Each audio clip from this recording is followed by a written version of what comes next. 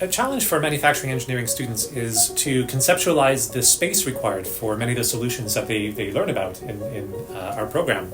So given that we have a finite amount of lab space, we're looking for solutions that would allow students to experiment and explore with factory settings that are just much larger than we can actually realize in a physical sense. We developed the Interactive Augmented Reality Factory Simulator as an educational tool to assist professors and faculty staff of UBC's Manufacturing Engineering program to help create true-to-scale factory simulations using the Unity game engine. Manufacturing processing often involves planning for how the physical phase is used. Teaching staff are tasked with somehow translating physical floor plans to the virtual space. Given the manufacturing backgrounds of the teaching staff, we didn't want this task to require extensive software training, so we opted for JSON configuration files for its easy to understand and expandable structure. Teaching staff then submit the file via web browser, chosen for its familiarity, and requiring no additional training.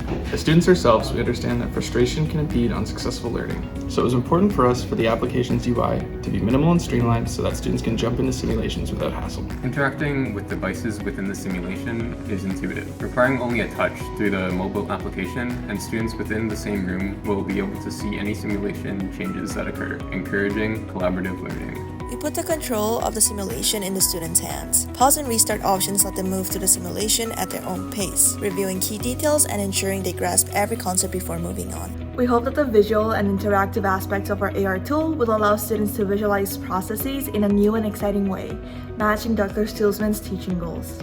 And by moving around that space and conceptualizing it in 3 dimensions, they can begin to learn about some of the more intuitive aspects of designing a factory floor. This is all information that can only really be developed through experiencing the physically conceptualized versions of this technology.